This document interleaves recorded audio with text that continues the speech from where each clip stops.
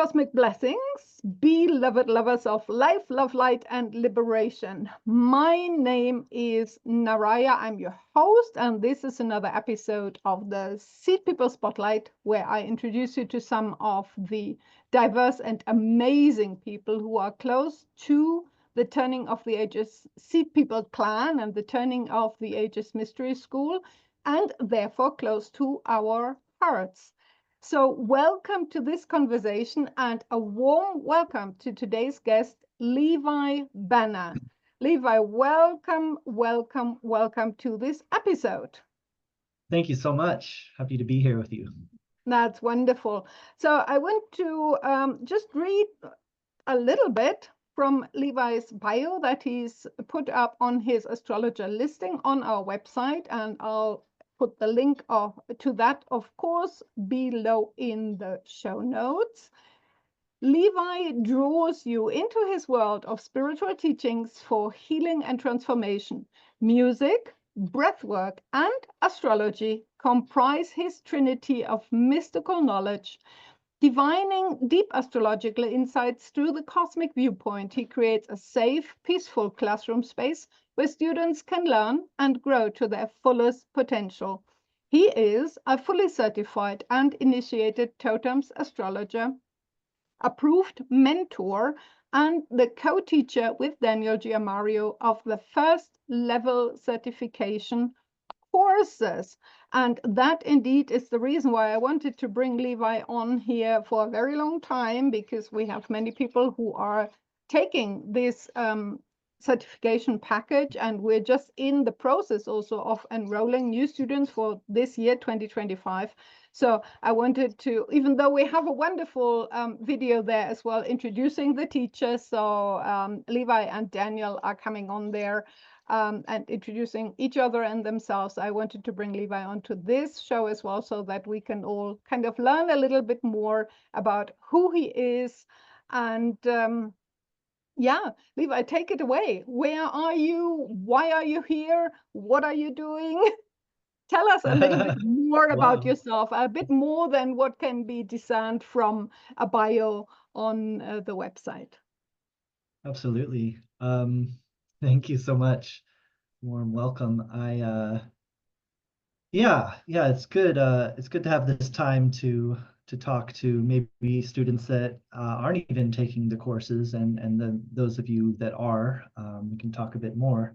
And I'm actually in Bali, Indonesia, Bali, and I moved here 11 years ago now. It's January 2025, and I've been I grew up in Oregon, and found myself way over on the other side of the world in Southeast Asia, and that's kind of where I've built my astrology practice over the years, and my teaching credentials, and these kinds of things, because I've been reestablished in this part of the world. I actually have been traveling the last like 3 years, almost nonstop, touring around, and have come back here basically because it's the closest thing to home. So I'm coming to you from Bali, Indonesia, and you told me Kenya? Well, I mean, you're not, or have been by any chance been in an extended Neptune cycle? No? Absolutely have. You must know So my transit. That one we surely have in common. So yes, I'm broadcasting here from the beautiful shores of Lake Naivasha in the Great Rift Valley of Kenya, where I stay with a family of my lovely little 3-year-old godson. It's an amazing place. It's a wildlife sanctuary. So we have hippos and water buck and giraffe and zebras and hyena and all those kinds of things. You can just, apart from the hippos, you have to be very cautious at night, but you can walk with these animals. They're just everywhere. Incredible. It's really incredible. Wow. So, but I was mentioning the Neptune cycle because it seems we have it in common that both of us have been on great walkabouts, traveling the earth, trying to navigate the the world, whilst Neptune has thrown a veil over so many things and washed away. Probably that's at least true in my case, a lot of our prior identity. So a lot of the things we identified with, and now we're coming out the other end and say, oh, what is actually still me of the old me, what not anymore, and many things that we did before may not hold the same excitement or animation for us anymore. And we think, whoa, so what's next now? Absolutely resonate with that one. And me being a Cancer moon, Cancer rising, even though I have an Aquarius sun, yay. Um, I'm a homebody. I'm a person that likes community, kind of sinking into a friend group and all these things, and just completely, like you said, just washed away. Completely opposite lifestyle, nomad. I claim to be. I'm a self-proclaimed world's like history's most well-traveled Cancer moon and rising. I've traveled to over 40 countries, which when you consider my chart, it's a lot. Yeah, So, okay. Well, for me, yeah, it would be easier to tune in with some yes, other aspects of my chart, so I yes, have always loved travel. But then at this time, it's also like, okay, when will I find a place to rest or at least a gotcha, base? gotcha. But then again, because I did not yet have the inspiration to where that could be in the world. I have, so many places Right. that I resonate with, and friends and family and all those kind of things in so many Yeah, countries. yeah. That's why I committed at least for 3/4 of this year to another extensive travel schedule. I thought, okay, if I don't have I'm totally with you. because I can only act on the felt visceral inspiration of what's true for me. And if that's not Mhm. there, I just have to Mhm. keep going with what I've been doing for the last 5 years, which is go places. Go places, go with the Go flow. places, yeah. Where Yeah. the wind takes you. Oh, here's something coming up. Okay, I might want to join this. Oh, here's a calling and an invitation from a friend. Well, I might go there. How does that fit in? Well, I have my children here. Let me go there for a while. Those kind of things. Well, yeah, it sounds like you maybe had some overlapping cycles too. Like I just finished I'm going to turn 43 in a couple weeks. And I finished recently my Neptune square that everyone goes through around, 40, 41, 42. And it's done, but I have my moon opposite Neptune in my chart, so it's also squaring my moon. So right, it's kind of just overlapped a couple months, and I'm still in another year and a half of Neptune. So Yeah, just like you, it's like, okay, well, I'm recommitting to not having a commitment and going with the flow this year again. absolutely. And as much as I want to find that next new place and sink in, or places probably, I don't feel it. You said that well. It's just not, it just hasn't hit, it hasn't clicked yet, and it's That's basically exactly the too many nature. options, too many amazing options category if I'm in. I'm just enjoying being like embracing that the world is my home and that there's a human family and that we're all connected and similar in so many ways. And so I've learned that on such a tangible and viewable experiential level this last couple years. And I think I'm embracing it more this year, though, after the last cycle, which got pretty hard, got pretty depressed, got pretty like in my confusion. And I think the last couple months I've shifted out of it and have a more kind of positive, embracing it kind of a way about it now.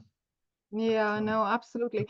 For me, it wasn't so much the confusion because I felt so much how every aspect of myself just got washed away. Neptune, the waters, it was like walking on a beach and the waves come and take another piece of yourself. And there's nothing you can do to stop these waves, these oceanic Neptunian waves. They just take whatever it is that they want to be taking gently, not violently. It's not tsunami waves. True. It's very gentle lapping on True. the beach, and you just walk there and there's nothing, there's just nothing left. And so the loss and also the grieving of all these old aspects, that was more like the essence of how I experienced this. And for me, this has been going on for 5 years because for Wow. various, I'm not going into the Yeah. details of the chart, but Lots of I Neptune. definitely, so it's coming to an end at the end of this month, and I already have Oh, a retreat planned to really ceremonialize that oh, thing, and that's then different. I can Yeah, feel already, new inspiration coming in and so on and so forth, and more I bet. clarity. Let's say it's Yes. the clarity now. Okay, what needs to really happen in my life? And, I'm not quite, Yes. but almost 20 years ahead of you.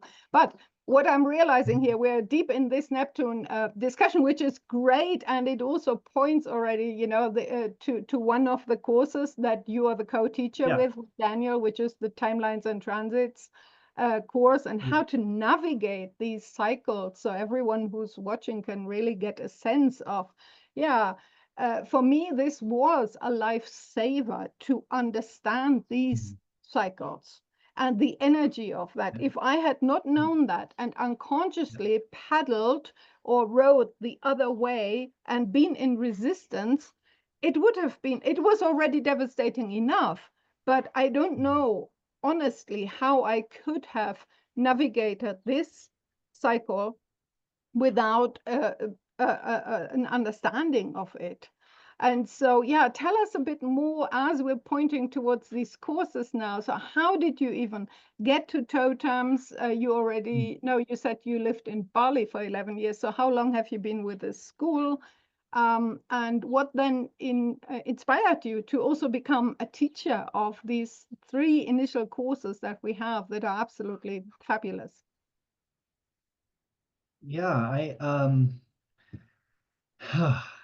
it's been a life path as far as the last um since I found totems. So I started looking at astrology when I was a teenager and got really interested. I'm actually quite into it, quite good, and a lot of little teachers and workshops and books and everything for like since I was, I don't know, 13 or so, 12 or 13 or 14. And I was kind of like, so the cooler, bigger story is this, is that I had an epiphany when I was first traveling India, and I've been to India many times. Um, but I initially went there 12 years ago for the Kumbh Mela, which is happening right now. And I almost went again, but it's 400 million people. But I went to India for that. And as I was traveling as a young backpacker up in the Himalayas, I was waiting for the Dalai Lama to speak. That's a cool aspect of the story. I was in Dharamsala waiting for the Dalai Lama to give us a speech and, tell us about, being peaceful and all that. And a lot of things happened, but one of them was this like a realization, epiphany, commitment to myself. All of a sudden dawned on me, I want to become an astrologer. Like, go to school for it, study it, get certified. Like before that, I didn't consider myself an astrologer. I just knew a lot, some. Mm. And it was bits and pieces of different techniques and schools. And so I went into an internet cafe. Check this out. So I was in Dharamsala, McLeod Ganj, it's called, um, Little Tibet. And I go into an internet cafe. If some of you might know what those are, certainly you might remember them being 20 years more. You actually would go into a business, a room, or a cafe where you get coffee and stuff, and there'd be computers, like box computers, not flat ones, um, where you could use the internet for a fee for an hour or whatever. And so I went in there to research astrology schools because that's how like I want to do this. This is it. This is it. I'm an adult. I want to do something else as a shift in my life. Big shift over those next couple of years. But anyways, I stumbled upon the shamanic astrology mystery school somehow in my searches, which is, it's not like a popular site to find easily. I somehow stumbled upon it, having just heard about it from someone, and it was right there, boom. And after all the different, I was there for hours. After the many different schools I was looking at, which Kepler and all this stuff. Oh, should I go to college for it? it was like, oh, no, this is, I loved every word about it. And just resonated. It gave me chills, just rushed over me, just. And after reading every word, I realized that the old director of the school at that time lived in my hometown. So I was in Portland, Oregon, where I was living at the time. And so lo and behold, I go through all this stuff, this big, expansive, spiritual places, this big, expansive trip, only to find shamanic astrology in an internet cafe, sitting next to these little monks. They're full monk regalia, shaved head. They're like on the computer, like the monks like next to me. It's just me and these monks on the computer, and only to find that I can get a reading in Portland when I get back. So I did, and I totally resonated with the reading. It was awesome. And then I got a reading for my girlfriend and me at the time, and that totally sold me because, oh my gosh, I'm Libra Mars, and one of the most fascinating things about astrology, period, for me always was about compatibility and how we interact with others. It was always about understanding others and how we're interacting and stuff, like from the beginning. It's always been a topic for me. So as a kid, I was like, oh, I'll get a relationship book, and like, oh, how does this sign go with this sign? But it never really, really worked until I found shamanic astrology. And so totems, the paradigm of the way that synastry works, blew my mind, blew my heart open. And I was so, I was already sold, but that was like, oh my gosh, wow, that's exceptional. So the end of this long story is that I was ready to study, get certified, right? I'm ready to go to college for it. I didn't even go to college. I had a very alternative path, but I was ready to. Though I found what was called shamanic astrology, who they didn't have online courses at all, zero, and nor like a clear path on how you would ever get certified. It's just like it was basically like take the in-person trainings when we offer them, and we don't really tell you when we're going to do that. We do them sometimes. It was like, but I'm still Well, like, this is the one, like. yeah, you're just confirming that the school has come a long way. It is, and part of me helping co-create the foundational level certification path at the first three courses of certification, and then there's course zero, is that my heart goes out to anyone that needs to know this paradigm, and it's so valuable for them, but they need this, like, I love seeing others go down a path, and my Cancer likes to nurture and mentor, help, teach, grow somebody's awareness of this very valuable paradigm that's helped me in so many incredible ways. But the last part of that story, just to insert, was that I was going through a transformation. So from Portland, I moved right away. I moved away from Portland. So without knowing how to get certified, I was still kind of looking around, but nothing was clicking. I was still most in love with shamanic astrology. And lo and behold, I moved to Indonesia, right? I moved to Indonesia, Bali, a small town in Bali, Indonesia, right? Other side of the earth. And my villa, my home, is right down the street. Like, I could have walked there. I just take my little scooter there in a couple minutes to one of our most eldest teachers, rest in peace, Seo. But when he was around, he was right down the street and very happy, stoked to talk to me. I'd come over and bring coconuts, and we would sip coconuts, and he would just tell me about the night sky and all this stuff. And he was so into shamanic astrology, just totally just got me so excited about it. And I was amazed at how much he knew about the sky. And then it was only like a month or two into it, he's like, yeah, man, Daniel, he created this. He's gonna come visit me, man. You should meet him. And so only a couple months later, after that, Daniel Giamario brings his wife Lynn, and they come and they visit Seo in Ubud, Bali, and I got to meet Daniel, which became my instant teacher for till now, my mentor. And I just totally dove into it, like Seo told me. He said, just go all the way into one way. do this. And I was like, okay. And I did. And it served me Well, this by is bringing all that little bits of wisdom from all the other schools and stuff. It's most served me to just do one and like and harness the teachings as deeply as I can. I get so much more out of it than trying to mix it with others.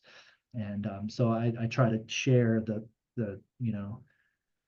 uh the Yeah, no, I parameters of just it, the love these paradigm, stories of synchronicity. And in your case, literally, I mean, Yes. the Yes. universe, your own soul guided you to where you needed to be. If I Yeah, absolutely. count that back, you will have been somehow, this will have been your Mars return, Mars and Venus synchronistic return at around age Oh, 31, 32, 33-ish, somewhere around there. very insightful. I was exactly about to go through my Venus and Mars return. I was, and that the Mm. very next events that occurred was finding my breathwork teacher. Mhm. A couple months later, finding breathwork right away. Never heard of it. Found Oh, it. Had wow. to find the Yeah. masters. Went online. Where are the masters of breathwork? And I discovered this site. Again, it's on the internet, but that's just as synchronistic as picking a stick. It's like, there it is. Um, I couldn't sleep at night, and I woke up just thinking about breathwork. Since I'm already studying shamanic astrology, and I just learned what a Venus return is and what the moon gates are and all this. And that was the night of a Venus gate. I can't remember. Maybe it was the Well, first one or something, or third one. It was important. Well, maybe it was hard. It was an important one, and it was right there, like super moon out my window at that moment, at that time. Um, I guess maybe it was in the morning, right? Morning star or something. And full moon, boom, right there. Venus and the full moon, pow. When I look up from the internet site I'm on to look up breathwork, I found this one site. It said Venus rising, and it had a wolf howling at the full moon. And then when I looked out of my window, it was like that same full moon and Venus next to it rising, right? mm, Like, mm. whoa. And so I found my breathwork teacher, who I later figured out when Daniel came to visit again. I used to bring him to Bali a couple times a year for training. He would come teach trainings. Uh, I found out that my breathwork teacher and him are old friends, and he helped name Venus Rising, which is her Mhm. organization. So they're old friends. I found them completely separate, and then they knew each other. And it was Yeah, like, no, that's incredible. I just it's want to quickly ask, I'm not only in a wildlife sanctuary, but also on a working farm. There's some noise going on. Is that coming through? oh, I didn't notice. I was Okay, cool. blathering No, myself. I didn't because it's notice. pretty bang here. Anyway, if it's not coming through on the recording, that's awesome. Yeah, no, I mean these are even more synchronicities. I do Synchronicity. understand that Daniel was also somewhat instrumental in the founding of the Venus Rising breathwork and Yes. more shamanic school. And you are teaching with them, you're doing the live trainings, you are on our courses, and Yes.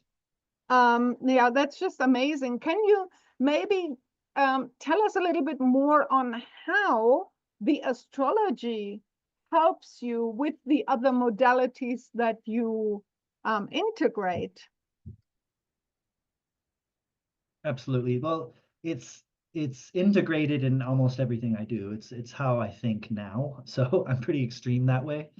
Just having lunch with some friends and pulled up their charts, and it's just I'm happy that I'm around people that allow me to pull up their charts. But regardless, I'm kind of feeling out their energy and probably trying to guess their signs and stuff. But it's basically knowing, like you were saying earlier, knowing the cycles that I'm in helps me understand that is just a phase or an initiation or something I'm going through for, and it's not gonna be permanent or something happened to me that's ruined, and it's a cycle of change. And that, as you put well, it's it's reassuring to know that it's for a reason, or just that something's happening and not just like happened. And and it's the same with all of my students and clients. Like if I'm teaching a breathwork training, which I just got back from Costa Rica, doing that in the jungle there, and I have one in Bali in April, and around the world. But it's a couple weeks, and I get to dive deep with them. And some of the best thing I can know, the best things I can know about someone, the name, where they're from, cool, but their chart. I get to know at a much deeper level what they're up, what they're doing, what's going on in their life and at this time.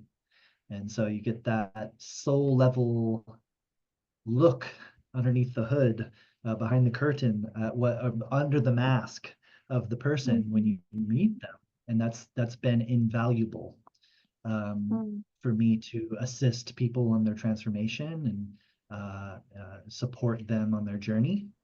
And there's things like breathwork, astrology. It's just that. It's me supporting someone on their journey. And the best way I've found how, is to offer them techniques to do it, such as breathwork, yoga. I taught yoga a very long time.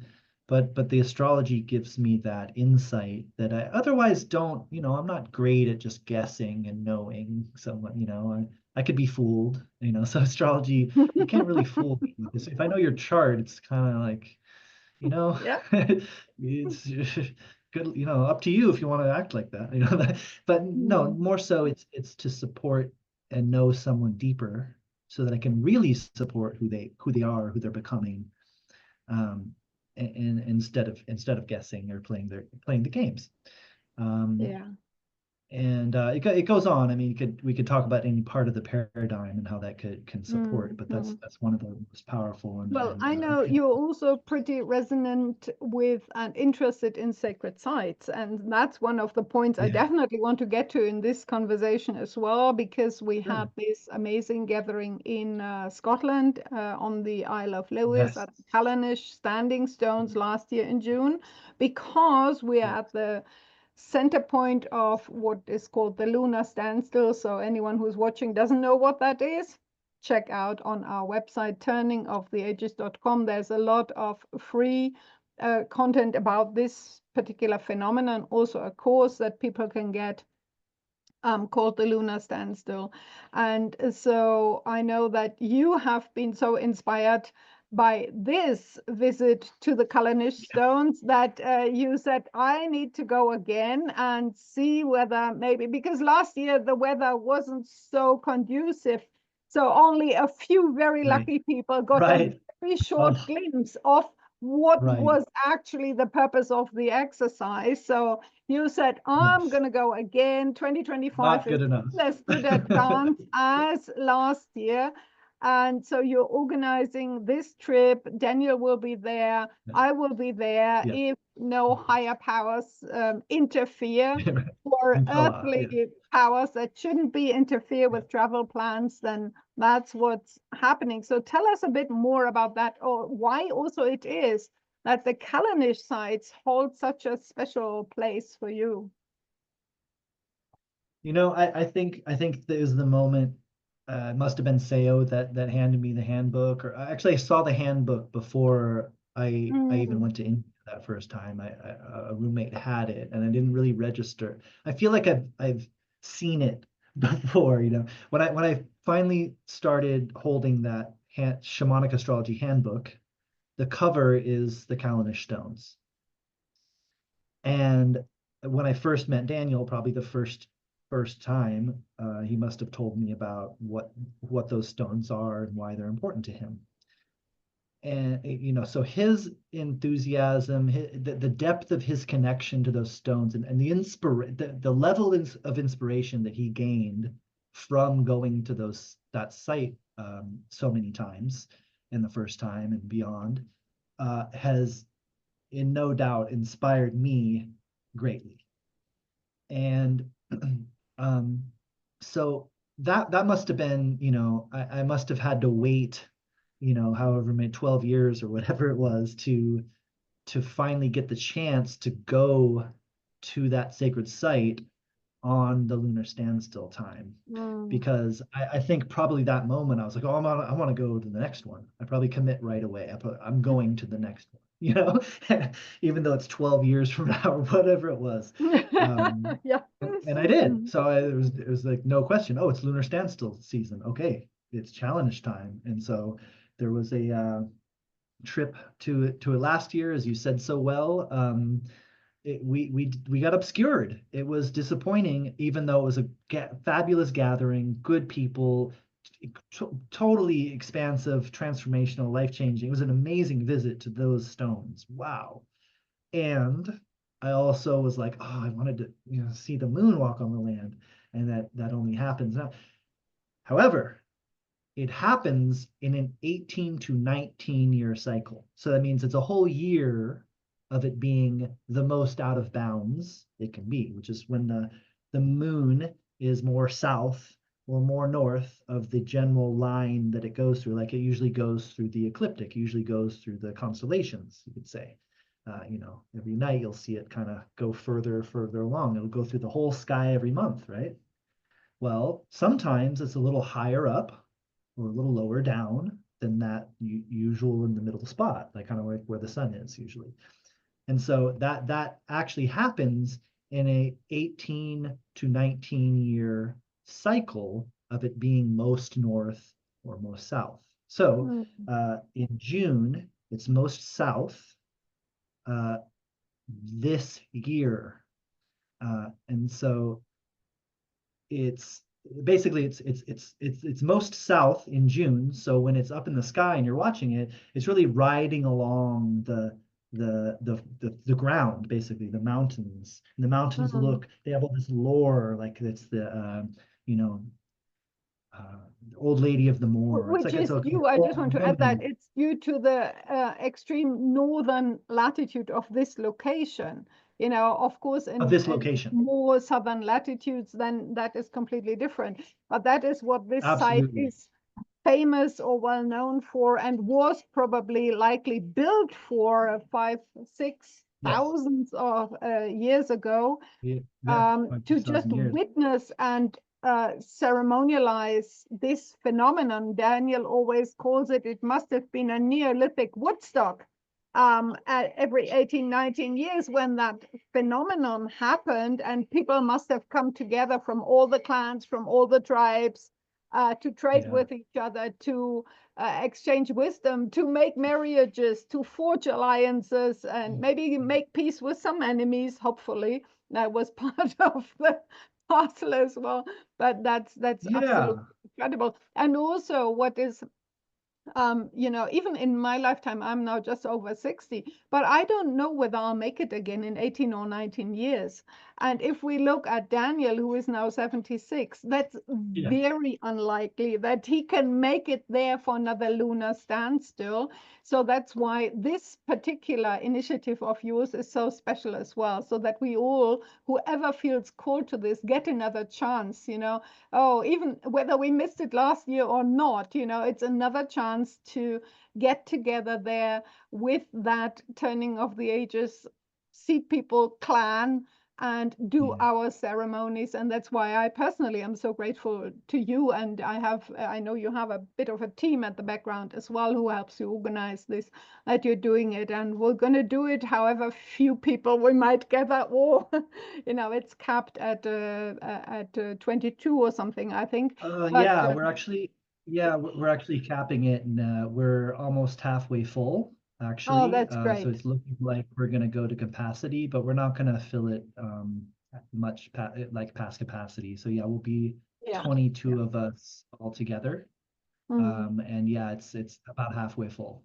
So. Right. So if you're interested, you come on in, hop in. Come on board, spread the word, send people our way, because this is an opportunity that might be an opportunity of a lifetime. For younger people, obviously, there might be more of such possibilities, but also to meet Daniel there, who has been to this site like 14 times by now, I think, and has met the original I would say sacred priestess custodian of the site, Margaret Curtis, and he gleaned a lot of insight from her as well. Unfortunately, she passed on to the realm of the spirits of the stones some years ago. But this is just so incredible. So, okay, Yeah. Levi, I know we have a limited time frame here today.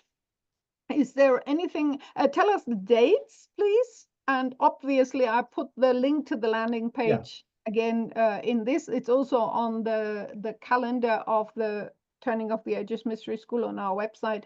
You find all the details, the link to the landing page, which Levi has beautifully built, and all the details there. Anything else you would like to add to that, Levi? Yeah, that's June 7th to 13th. And the way that that works is that the middle of the most out of boundsness would be right about now, actually recently in January. And so that makes last June, which actually happened where the full moon was closer to solstice, it was on solstice, and this June. So they're equally as aligned, equally as Yeah. out of bounds, equally as sacred, equally as important. And we won't be there at solstice this time, so you have time to go somewhere else you'd like to go. But it's June 7th through 13th, and we're talking the northern islands, the Outer Hebrides of Scotland. So it just being there, it's like an Outlander episode. It's like we're on the most incredible beaches, and the stones are so alive. And I've had the privilege of being at so many, as many sacred sites as I could be the last few years. Well, forever, but especially these last few years, I have been traveling the world very extensively. Again, world's most traveled Cancer moon rising, and gone to all the, number of them in Mexico and the Egypt pyramids and so on. But what an honor to be at these stones with my teacher, with Daniel, who knows so much about it, and it's been so precious that the gift of what he's given me, us, what he gives of having his experiences so long ago there and really spreading the word and teaching me about the lunar standstill at all. And it's just such an honor I felt so inspired being there last year. I thought, let's just go again. And Daniel wasn't even sure he was going to come again. And that as soon as I started talking to him about it, he had a dream about it and he's like, I'm going, let's do it. And so it's just really, a great honor. I feel really, like a deep fulfillment from going there again with Daniel. And so, just wishing the best weather, the best group, and we have a beautiful group forming. So happy you'll be there again. And so, so this one is very special, is what I'm trying to say. After all of those different sacred sites and stuff, this one it holds a magic that many others do not. Yeah, So I just want to absolutely. say that, and those are the dates, and we go to the Outer Hebrides in Scotland. It's just powerful. It's an It's amazing absolutely experience. fabulous out there. I've been to the Outer Hebrides many times. I've been to the stone circles of Callanish once before. It was last year with Daniel, where, by the way, I fell sick, so Oh, I didn't experience much of it. right. But I'd been there Yeah. once before, and the magic certainly touched me and called me back. And then when this opportunity last year came up, it was like definitely. And then this year, I said, thank God it's going to happen again, because I was actually out of Yes. functionality last time. So I hope this year will be a bit better. For, as you brought up the word magic, and certainly I felt that magic as well. For any Outlander fans out there, which I also profess to be one, Yes. the stones on top of Craigna Dune in the Outlander series are actually fashioned in the, let's say, image and likeness of the Callanish inner stone circle. Yes. So whilst we Yes. may not Yes. be transported to other times touching that Maybe. center stone, but the magic is strong, and You give there it a is try. no question about that. Yeah, we can all try if we are prepared, and if Yeah, I we can't say have you won't. if we have a gemstone in our pocket, we might go Yeah. through losing the You hear the gemstone. So ring. if you want to go through, don't forget the gemstone and try it out. and think Right. about where you want to go. Otherwise, you might just go out into the vaster realms of the universe. Okay, Levi, let's Mm. bring it to a close. One of my favorite questions at the end of each of these episodes always Mm. is there anything in the astrology, whether it's for you personally or in the global larger picture, that somehow really grabs your attention that you would like maybe to comment on? Can really be anything. Well, yeah, I think it is the lunar standstill. Um, that we've already covered. I wish there was more of a season and that I would like to be going to all the sites I possibly can. And I feel like I'm just to see what, like I went to one in Mexico. I met this woman that spent a lot of nights at the pyramid, even though she wasn't supposed to. She kind of snuck in, kind of working there. And she got to notice that it wasn't only a solar cycle pyramid, like we're talking pyramid, like Mayan pyramid, um, but it was also a lunar standstill site. And I didn't get to go there. I don't think I'm going to go there during this lunar standstill timing. And I really wish that I could go there and the several others that we know of that are marked for the lunar standstill, not just the solstices and equinoxes and all the other cool stuff. But to know that this, was put here for 19 years, it's going to click here again only. Things like that are really, really fascinating. So this lunar standstill thing fascinates me, along with uh, eclipses. Eclipses, I'm a total, Daniel calls them eclipse junkies, just eclipse chaser. And I have my next few years planned in which country I'm going to be, and not exact plans, still in Neptune, but just knowing that's like it doesn't matter, like nothing. I'm not going to plan anything at that time. That's where I'm going to be. It's like, why would I be anywhere else? So Mm, basically, timings has just become more and more important in my life since I met this yeah. paradigm. It's just that when something important happens, like a total solar eclipse in a location that you probably want to go to, that's the focus. It's like nothing Mm. can get in the way of that. No, So I I think, absolutely agree with that, yeah, Levi. But also, like here, the night skies, if it's not cloudy, are pretty impressive. So it's just also the cool. Bet. ordinary connecting with what is there every evening. Like right now, there's this super hype about this planetary lineup, which is totally overhyped. But still, apart from that, you can see like four very bright planets, very nicely visible in the night sky, and to really get this connection with each and every one of them, especially if one goes through different cycles, to really tune in with those and get the direct transmission. So there is so much to learn about that. That is, by the way, although you are not a teacher on that, we also have our course for cosmology, which is just kicking off big time as the first live round of question and answer sessions is happening with Daniel and the teacher for course for Gemini Brett, who is an Yeah, absolute maestro at understanding and communicating the workings of these cycles and what our cosmos does. So I'm on that at the moment. It's absolutely fabulous.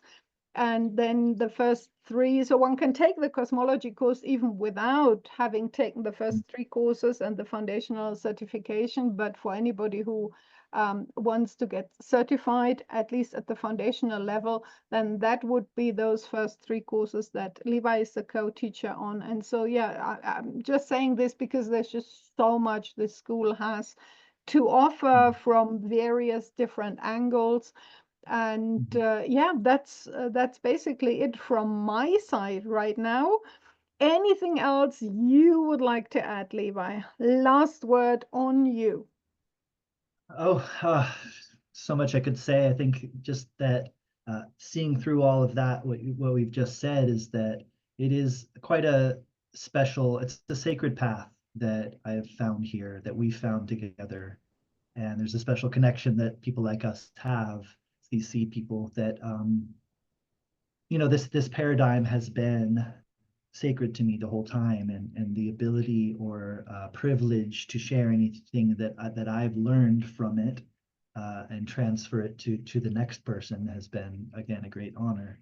And so that's my been my biggest gift, or support of the school is co-creation of the courses, and I continue to, because of those reasons, to transfer the sacred path. And of course, a person could pick some cosmology and do their other astrology. It's fine, and you'll probably get more out of it if you learn the transits the way we see it, and the compatibility we see it, and so on. That this is a paradigm that's enraptured, that captured me since day one, and it's only been a huge gift. In so many ways. So I think one of our strongest offerings, or one of my favorite offerings that we do, because we have so many great angles, like you just said, is that we have a path for you to train to share this yourself and in your own way, to be a really quality astrologer, and have these like really like interesting techniques, like kind of out of the norm, and cool in a way that just makes sense in different ways. And so you have this kind of like out of the box, unique version of astrology, and you get to learn it in a way that's quite grounded and supported, and focused for you to be well versed in it by the end of the first level. So yeah, I think seeing Absolutely. Well, I mean, I reading just all that from certified last year, so I'm just starting out on the path of offering readings to people, and not even extensively because I have so much else to do within the school. But certainly, the feedback that I get there is absolutely phenomenal. And always the absolutely, first thing I have to request of people is, so if you know anything about astrology, just do your best to put that aside for right. the time being, because this is a very different approach, so Yeah, but we're not going into that now. So people, whoa, okay. But yeah, as I say, the feedback of how it supports people in understanding themselves, understanding their relationships, rowing in with the river, rowing with the flow, going mhm. with the flow. That's just absolutely phenomenal, as it is phenomenal for myself. And another last word now Yeah, I want yeah. to put in is Go ahead. also, as much as we love and appreciate all the stuff that we have in terms of online courses, and that people can take their certification almost entirely based on online courses. What I love about this school is always that there's a strong emphasis on in-person gatherings, and we Yes, have plenty of those spread across yes. this year, where we can come together heart to heart, soul to soul, where we can hug each other and do these things together, as in the spirit of where one or two are gathered together in my name. Then the energy is just so much bigger within that whole than the sum of the parts can ever be. So it is literally way beyond the level of conscious awareness, always an initiation in itself to come together to consciously ceremonialize such events as in Kalanish or wherever else we go, as a solar eclipse, for instance, and we have more of those offerings in the making as well. So that Mhm. would be my last Yes. word, Levi. Now you get it. I promised you'd have the last one. Thank you so much for having me. There's so much more we can say, talk story about even just this paradigm, and what, and I can tell you about the thousands of readings I've given, and how they're, like 99% perfect feedback, of just sharing the Mhm. paradigm. It's just, we can go into praise and just Mm. stories of how we got here, but just I appreciate you having me. And if you watched this far, thanks for listening to me and listening to us. And please reach out if you have mentor questions or course questions, or want a reading, or just want to connect. I'm actually quite available on my social media channels and email. Like I'm quite an available person. So yeah, I hope to see you on a course or down the road at an event and give you a heart-to-heart hug. And Yeah, Cavendish, for example. okay, thank you so much, Yeah. Levi, for coming on board. Yeah. Thank you, everyone who's watching. Thanks for having me. We'd love to see you, as Levi said, down the road, and especially in person or on any of our online courses, certification packages. Come on in. Any questions, we're always here to help you out and to answer that for you until we gather here again.